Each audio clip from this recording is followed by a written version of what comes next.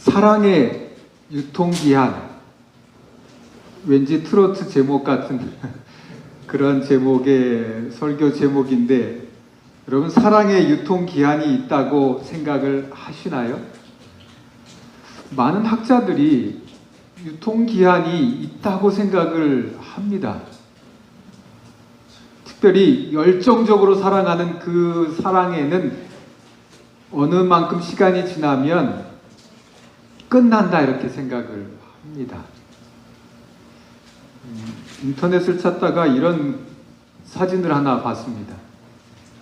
방송으로 보시는 분들은 글씨가 작아서 잘 안 보이겠는데요. 사랑해서 결혼했으면서 왜 부모님들은 서로 싸우거나 헤어질까요? 10살짜리 아이의 대답이라고 하면서 사랑이 지겹거나 마음이 안 맞아서 이렇게 썼다고 합니다. 앞뒤 상황들이 잘 이렇게 정리가 되지 않은 그냥 사진 한 장이었기 때문에 어떤 상황에서 물어본 질문인지는 정확하게 알 수 없지만, 그냥 왠지 이 대답만 봐도 그냥 사랑이 지겹다라고 하는 이런 말을 어린아이가 썼다고 하는 자체가 마음이 좀 좋지는 않습니다. 언젠가 사랑이 지겨워서 끝날 거라고 생각하는, 과학자들은 어떻게 생각하는지 잠깐 영상을 좀 보시도록 하겠습니다. 사랑은 900일간의 폭풍이다. 사랑에 관한 이 새로운 연구 결과는 세계 언론의 주목을 받았습니다. 미국 코넬대학교 인간행동연구소 신시아 하잔 교수는 2년 동안 미국인 5천여 명을 대상으로 인터뷰 조사를 했습니다. 그 결과 사랑의 열정은 평균 18개월에서 30개월 정도라는 것입니다. 간단하게 말하면 열정적 사랑에는 유효기간이 있다는 거지. 900일, 즉 2년 6개월 정도면 사랑이 식는다는 뜻이야. 신시아 하잔 교수의 연구에 따르면 사랑에 빠진 1년 후 열정적 감정은 50%가 감소한다고 합니다. 그 후로도 열정은 계속 낮아집니다. 사랑에 빠지면 우리 뇌에는 특정 부위가 활성화되는데요. 바로 가장 깊숙한 곳에 자리 잡은 미상핵 부분이죠. 미상핵이 활성화되면 도파민이라는 호르몬이 샘솟습니다. 이것은 사랑의 묘약이라고 불립니다. 사랑의 묘약이라고 불리는 도파민, 뇌에서 분비되는 이 도파민이라고 하는 신경 전달 물질의 양에 따라서 사랑이 열정적으로 드러날 수도 있고 그렇지 않을 수도 있다고 생각하는 과학자들이 있답니다. 짧게는 6개월에서 길게는 3년 정도라고 보는데, 사랑이 유통기한이 있다, 이건 좀 안타까운 말입니다. 그렇지 않았으면 좋겠습니다. 우리의 사랑이 평생 동안 영원토록 변하지 않는 사랑이길 바라는데요. 제가 그래서 좀 이 사랑이라고 하는 게 식지 않고 간다고 하는 그런 글들은 없을까? 그래서 좀 찾아봤습니다. 찾다가 이런 글을 발견하게 되었는데요. 연애의 과학이라고 하는 어플리케이션이 있습니다. 우리 젊은이들은 다운받아서 좀 보면 좋을 것 같아요. 사랑과 연애에 관한 과학적인 논문들을 이렇게 번역해서 소개해주는 그런 어플리케이션입니다. 무료입니다. 그러니까 다운받아서 연애하는데도, 그 다음에 결혼생활 하는데도 도움이 될 거라고 생각되는데, 그 어플리케이션에 이런 이야기가 소개되었습니다. 미국의 스토니브룩이라고 하는 대학교에 비앙카라고 하고 또 아서라고 하는 두 분의 교수님이 연구 실험한 결과를 소개했는데요. 내용은 이런 겁니다. 두 그룹을 실험을 했는데, 한 그룹은 이제 막 결혼해서 열정이 식지 않은, 1년도 채 되지 않는 젊은 부부 17명, 여자 10명, 남자 7명. 그 다음에 다른 한 그룹은 결혼한 지 평균 21년 되는 39살부터 67세까지의 남자 7명, 여자 10명, 똑같은 숫자를 놓고 한쪽은 이제 열정적으로 사랑할 거라고 생각하는 그런 그룹이고, 또 한 그룹은 사랑이 식었을 거라고 생각되는 두 그룹인데, 두 그룹을 놓고 똑같은 실험을 했습니다. 배우자의 사진을 보여준 겁니다. 그리고 다른 종류의 사진을 보여주고, 그러면서 그 사진을 보는 동안에 그 MRI를 통해서 뇌의 반응을 검사를 한 겁니다. 그랬더니 두 그룹 모두 똑같은 영역에서 뇌가 활성화되는 것을 발견했다는 겁니다. 그 활성화된 영역은 어떤 것인가 하면 이 도파민이 분비되는 그런 영역의 부분이라는 겁니다. 그 부분이 역시 활성화되고 또 여전히 비교해 볼 때 크게 차이가 나지 않는다는 것을 발견했다는 것입니다. 그러면서 두 그룹 모두 상대를 그리워하고 만지고 싶어하는 마음이 가득한 것을 볼 수 있었다. 나이가 들거나 뭐 젊거나 결혼 생활을 짧게 했거나 오래 했거나 관계없이 사랑은 여전히 지속될 수 있다. 이런 이야기를 실험을 통해서 보여준 겁니다. 근데 왜 그런 현상들이 일어나는지는 이 논문은 밝혀주고 있지 않다는 겁니다.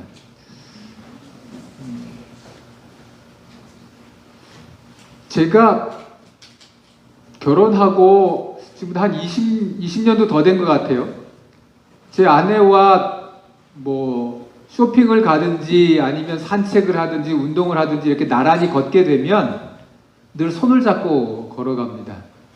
근데 예전에는 좀 이상한 눈으로 봤어요. 마치 요즘에 여러분 길 가다가 젊은 남녀들이 막 길거리에서 포옹하고 그러는 것 이상하게 보이는 것처럼 그때는 그렇게 봤던 것 같아요. 근데 요즘에는 연세가 들은 어르신들도 종종 손을 잡고 걷는 모습을 여러분 보실 수 있지 않습니까?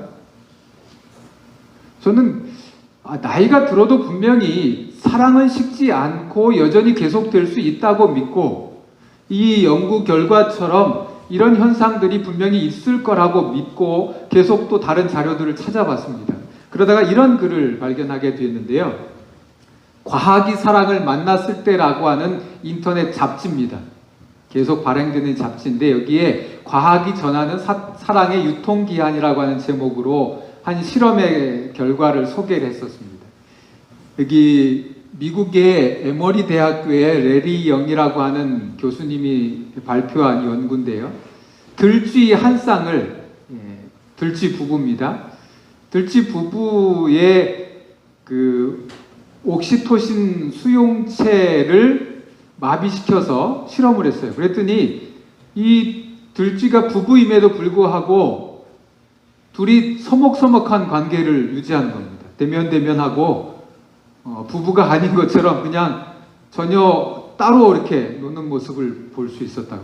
근데 다시 그 옥시토신의 수용체를 활성화시키고 그 수용체를 늘렸을 때에 어떤 반응을 보였는가 하면 그렇게 대면대면하고 서로 남몰라하고 거들떠보지도 않던 사이가 인꼬 부부가 된 것을 발견했답니다. 그리고 심지어는 이 수컷 들쥐가 암컷이 하고 있었던 새끼들을 돌보는 일, 양육의 일을 같이 도맡아서 같이 하는 것을 발견했다는 겁니다. 이 옥시토신이라고 하는 물질이 부부 간의 서먹서먹해진 관계를 회복할 수 있는 사랑의 또 다른 묘약이구나, 이런 발표를 한 겁니다. 그러면서 다른 논문을 하나 발표를 했는데 호주의 시드니 대학교의 한 교수님이, 심리학과 교수님이 자기가 상담하고 있는 갈등 상황을 겪고 있는 부부에게 실험을 한 겁니다.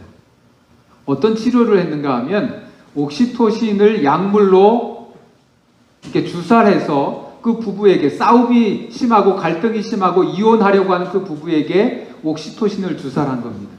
그 주사를 몇 번 이렇게 치료하는 과정에 이 부부가 갈등이 해소되고 서로 이해하고 따뜻한 정상적인 그런 부부의 관계를 유지하게 되더라. 그래서 이 옥시토신이라고 하는 것이 이 부부의 관계를 보다 더 사랑을 할 수 있는 이 사랑의 유통기한을 늘려줄 수 있는 그런 물질이다, 뭐 그런 호르몬이다, 그런 이야기를 했다는 겁니다. 과학적으로 그런 증명들을 했다. 이 옥시토신이라고 하는 것은 언제 많이 분비가 되는가 하면, 죄송합니다, 간호사님 앞에서 의사들 앞에서 출산을 할 때, 이 여자분들이 출산을 할 때 이 옥시토신의 양이 가장 많이 분비가 된다고 그래요. 친밀감을 이렇게 높여주고 또 안정감을 갖게 해주고, 그래서 이 아이와 엄마의 관계를 아주 이렇게 돈독하게 해주는 그런 역할을 해주는 호르몬입니다. 또 남녀의 관계에 있어서도 이 물질이 이렇게 분비가 되면 서로에 대한 그 애착 관계가 더 잘 형성이 된답니다. 스킨십을 할 때 특별히 이런 호르몬이 분비가 되고, 그래서 어쨌든 이런 과학적인 근거를 가지고 사랑의 유통기한이 끝나는 것은 아니다. 도파민의 그 분비가 줄어들 수는 있지만 또 다른 형태로 유통기한을 늘릴 방법이 있다, 뭐 이런 겁니다. 제가 쭉 이 사랑에 관한 여러 논문들 보고 글을 보면서 발견하게 된 하나의 단어가 있습니다. 무슨 단어인가 하면, 사랑은 상호작용이라고 하는 말입니다. 사랑은 일방적이지 않다는 이야기입니다. 여러분, 일방적으로 사랑할 걸 뭐라고 그러죠? 짝사랑이라고 그러죠. 근데 일방적인 사랑은 여러분 얼마나 힘듭니까? 어렵습니까? 얼마나? 외롭고 어려운 사랑, 그 일방적인 사랑, 저는 그게 정상적인 사랑이라고는 생각지 않습니다. 상호작용이 되어야 되는데 일방적인 것은 바람직한 사랑이 아닙니다. 그 김광석이라고 하는 가수가 있죠. 그분 노래 중에 제목이 그런 게 있어요. 너무 아픈 사랑은 사랑이 아니다. 저는 그 말에 매우 공감합니다. 짝사랑이 정말 제대로 된 사랑이 되기 위해서는 그 일방적이던 것이 어떻게 돼야 돼요? 상대방도 그 사랑에 반응하고 좋은 표현을 해줄 수 있을 때 사랑이 맺어지는 거죠. 한 사람이 일방적으로 끝까지 사랑하면 그 사랑은 사랑으로 결실을 맺지 못한다는 겁니다. 상호작용이 필요한 것입니다. 서로 함께 할 수 있는 사랑. 어쩌면 그것이 우리들이 말하는 유통기한, 사랑의 유통기한이 끝나는 그 시간들을 늘릴 수 있지 않을까라는 생각들을 좀 하게 됩니다. 여러분, 그 하트를 만들 때 어떻게 합니까? 한 손가락을 가지고 하트를 만들기는 참 어렵습니다. 어떻게 돼요? 두 손가락을 가지고 만들어야 되죠. 하나가 아니라 둘입니다. 한 손으로 하트를 만드는 것은 왠지 모자라죠. 여기 하나가, 다른 한 손이 보태져야 제대로 된 하트가 됩니다. 한 팔로 하트를 만들면 왠지 모자라죠. 두 팔이 모아져야, 그리고 혼자가 아닌 두 사람이 만들 때 더 큰 하트를 만들 수 있죠. 사랑은 서로 해야 되는 것입니다. 하나가 하는 것이 아닙니다. 일방적이지 않습니다. 절대적으로 사랑은 일방적이라면 그 관계는 매우 편협해지고 아픔이 있고 힘들고 결국은 언젠가는 끝나버리고 말 것입니다. 함께 할 때, 서로 상호작용을 통해서 지속해 나갈 때 그 사랑의 깊이가, 그리고 그 사랑의 길이가 깊어지고 길어질 수 있다고 하는 것입니다. 뭐 남녀 간의 사랑뿐만 아닙니다. 어떻게 해요? 우리 가정의 부모와 자녀도 마찬가지입니다. 형제 간에도 마찬가지입니다. 제가 그런 생각을 가지고 성경을 다시 봤어요. 그랬더니 성경에도 사랑은 일방적이지 않다는 이야기를 하고 있는 것을 발견할 수 있었습니다. 에베소서 5장에 사도 바울이 부부간의 사랑에 대해서 말하면서 이렇게 했습니다. 5장 22절 또 25절 두 곳을 통해서 아내는 남편에게 순종하라. 그게 사랑의 표현입니다. 25절 남편은 아내에게 예수님께서 교회에게 하듯이 그렇게 사랑을 표현하라. 둘이 어떻게 해요? 상호적으로 서로 해야 하는 것을 이야기하고 있었어요.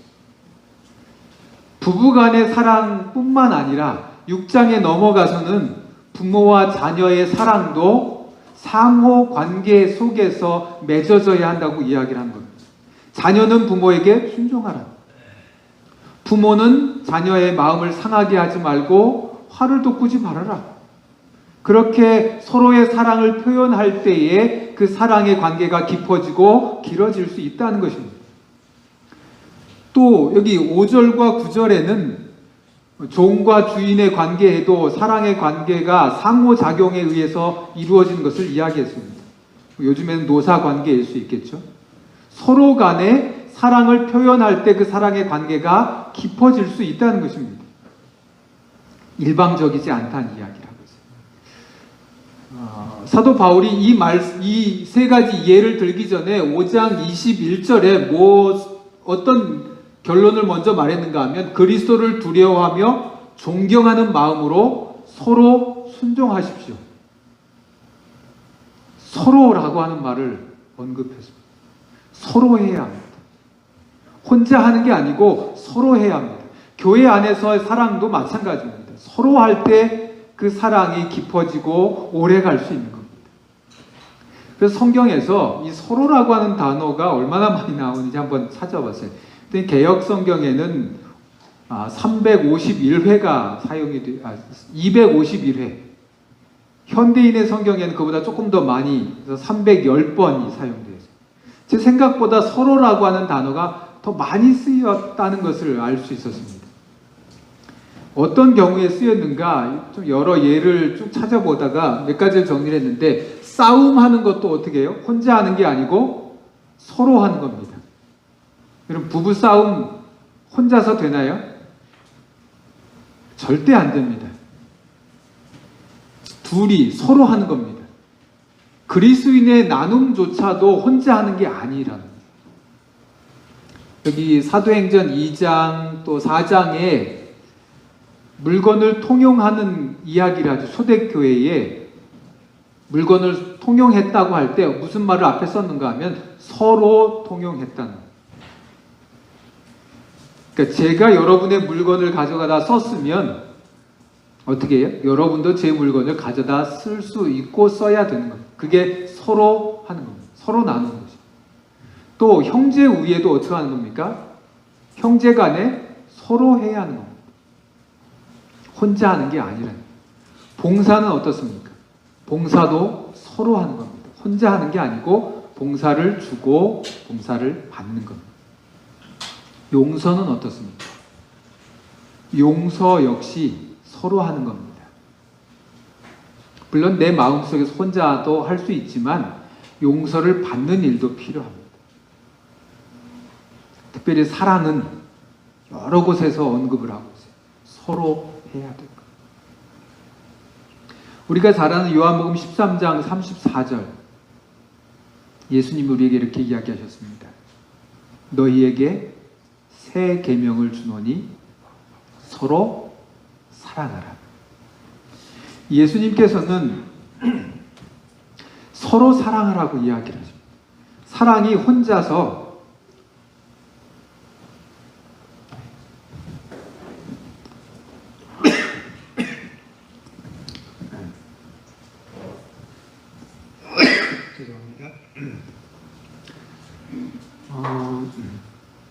사랑이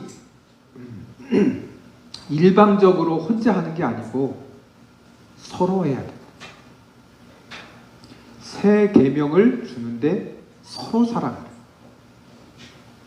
사랑은 상호작용입니다. 나 혼자 애쓰는 것이 아닙니다. 함께 할 때 의미가 있어집니다. 지난주에 읽었던 책 가운데 이런 책이 있었습니다. 죄송합니다.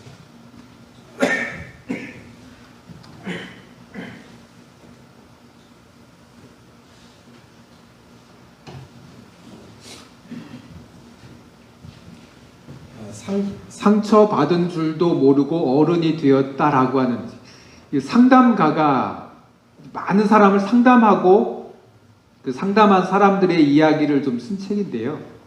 선안남이라고 하는 여자분입니다. 이 여자분이 여러 상담 사례들을 통해서 마음속에 느껴지는 하나의 단어가 있었습니다. 특별히 여자분들을 상담하면서 그들의 이야기 속에 꼭 등장하는 한 인물이 있었습니다. 엄마였습니다.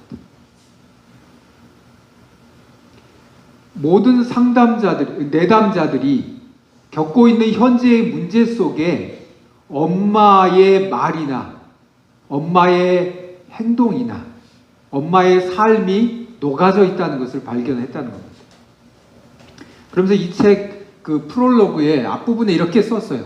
많은 사람들이 마음속 깊은 곳에 자리 잡은 엄마에 대한 해묵은 감정과 생각들, 엄마로 인해 품게 된 결심과 강박이 그토록 많다는 사실에 놀라곤 합니다. 때로는 엄마를 이야기하지 않고는 설명하기 어려운 마음의 힘겨움에 몸서리치기도 하고 어느 정도 털어냈다고 생각했는데 결국 또다시 마주하게 되는 내 아내 엄마. 엄마로부터 완전하게 독립하는 것이 이토록 어려운 일이었는지를 생각하며 머리를 흔들기도 합니다. 지금 오늘 나를 형성하고 있는 많은 부분들 중에 엄마가 차지하는 부분이 많다는 겁니다. 왜냐하면 어려서부터 엄마라고 하는 말부터 배웠고 나라는 말을 하기 전에 그렇죠? 그리고 엄마의 젖을 빨면서 그 속에서 유대감이 생겨지고 내가 혹 잘못했더라도 그 모든 문제를 엄마와 연관시키지 않고는 발견할 수 없는 많은 문제들이 있어요. 혹시 엄마가 어떤 문제가 있다고 해도 그것을 자기 잘못으로 인정하는 사람들이 많답니다. 왜냐하면 엄마는 틀릴 수 없다고. 그만큼 위대하고 큰 존재이기 때문에. 그래서 많은 문제들이 생겨난다. 그러니까 사랑할 때 부모 자식 간의 관계의 사랑도 일방적이지 않다는 생각을 책을 읽으면서 하게 됐어요. 부모 자식 간의 사랑은 일방적인 거라고 저는 생각하고 있었는데 많은 부분에서 이 책 속에 등장하는 여러 사람들의 이야기를 읽다 보니까 상호 관계 속에서 사랑의 관계가 맺어진다는 것을 알게 됐어요. 여러분의 가정은 어떻습니까? 부부 간에 일방적으로 사랑을 하시나요? 부모와 자녀 간에 일방적으로 사랑을 하시나요? 상호작용일 겁니다. 시부모와 며느리 일방적이면 안 됩니다. 처부모와 사위 일방적이어서는 안 됩니다. 양부모와 양자 그 관계도 일방적이어서는 안 됩니다. 형제, 자매, 남매 모든 관계들이 그 사랑의 관계가 일방적으로 끝나버리면 제대로 된 사랑을 할 수가 없습니다. 서로 나눌 수 있는 사랑이어야 합니다. 그 사랑의 상호작용이 무엇일까? 어떤 것들이 상호작용으로 이루어지면 우리의 사랑을 깊이 할 수 있을까를 찾다가 이번 주에 읽고 있는 책이 끌리는 사람은 1%가 다르다. 이 책을 읽고 있는데 이런 부분을 발견하게 됐어요. 존 거트만이라고 하는 어떤 박사님이 사랑을 지속시키는 마법의 비율이라고 5대1이라고 하는 그런 이야기를 했어요. 긍정적인 상호작용과 부정적인 상호작용이 5대1일 때 사랑이 지속될 수 있다. 그렇게 짤막하게 언급이 돼서 무슨 얘기인지를 좀 찾아봤습니다. 존 거트만이라고 하는 분이 어떤 분인지 찾아봤더니 워싱턴 대학교의 심리학 교수님이셨는데 이분은 1970년대부터 부부 상담을 많이 해오는 그런 상담 전문가였습니다. 우리나라 말로 번역된 책도 있어요. 결혼을 지키는 7가지 원칙이라고 하는 책이 오래전에 번역이 되어 있는데요. 이분이 한 이야기 5대1, 마법의 법칙 5대1이라고 하는 게 무엇인지 좀 찾아봤어요. 그랬더니 이런 이야기였습니다. 긍정적인 상호작용을 할 수 있는 대화의 원칙이 있고, 부정적인 상호작용을 할 수 있는 대화의 원칙이 있어요. 이 긍정적인 상호작용은 흥미를 가지는 겁니다. 상대방에게 관심을 갖는 겁니다. 대화할 때 상대방이 관심 가질 수 있는 것, 흥미로운 것들을 가지고 대화하라는 겁니다. 예를 들면 이런 겁니다. 우리 전병애 집사님이 있는데 저하고 제가 가까이는 가지 않겠습니다. 네, 이 코로나 때문에 안타까운 것이 가까이 여러분 못 가고 이렇게 하는, 이 둘이 대화를 하는데 집사님이 제가 전혀 모르는 집사님 동네 어떤 분들 이야기를 한다고 하면 제가 공감을 할 수 있을까요? 공감할 수 없습니다. 제가 관심 가질 만한 이야기거리가 아니라면 그 동네 사람 뭐 옆집 누구네 아들이 결혼했는데 뭐 또 그런 얘기를 쭉 하면 제가 관심을 가질 수가 없어요.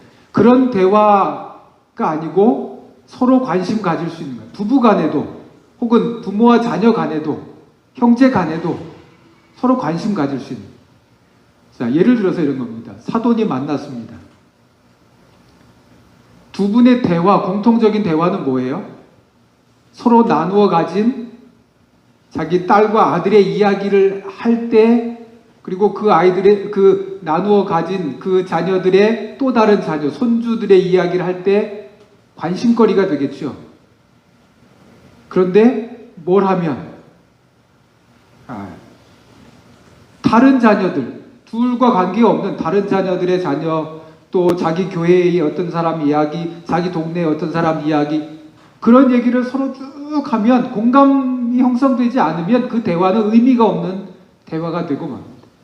성도들 간의 대화도 마찬가지입니다. 이런 원칙을 지켜야 하는, 흥미를 가질 수 있는 대화를 하고 애정을 표현할 수 있는 대화, 그리고 스킨십, 이런 것들이 있어야 되고, 사소한 일도 챙겨주는 것, 칭찬하고, 아주 사소한 일도, 예를 들면 뭐 반찬이 맛있었다는, 아니면 뭐 아침에 일어나서 청소를 한 것에 대해서 고맙다는, 서로 간에 그런 표현들을 할 수 있어요. 또 합의해야 돼요. 서로 의견이 다를 수 있는데 의견을 하나로 만들 수 있는 그런 대화, 또 공감할 수 있는 대화, 사과할 수 있는 대화, 이런 긍정적인 것들이 상대방을 탓하고 비판하고 불평하고 또 자기를 방어하려고 하는 그런 태도를 보이거나 거만하거나 무시하거나 경멸하거나 또 소통이 단절된 이 완고한 대화를 한다면 이것이 다 5대1로 이 긍정적인 부분들이 많아질 때 사랑이 지속될 확률이 높아진다는 겁니다. 반대로 이것이 1대1에 가깝거나 부정적인 상호작용이 많아지면 많아질수록 그 관계가 깨질 수 있는 확률이 많답니다. 이분이 상담하러 온 부부들을 연구를 했는데, 이야기를 한 15분쯤 이야기를 나누어 보면 이분들이 이혼할지 아니면 사랑이 지속될지 예견을 했는데 93%가 맞습니다. 그만큼 이 5대1의 법칙은 중요하다는 겁니다. 긍정적인 상호작용을 할 수 있도록 하라는 겁니다. 그것이 부부이건 부모와 자녀이건 형제 자매이건 성도건 모든 관계가, 그 사랑의 관계가 지속되기 위해서는 어떻게 해야 된다고요? 이 사랑의 마법의 법칙이에요.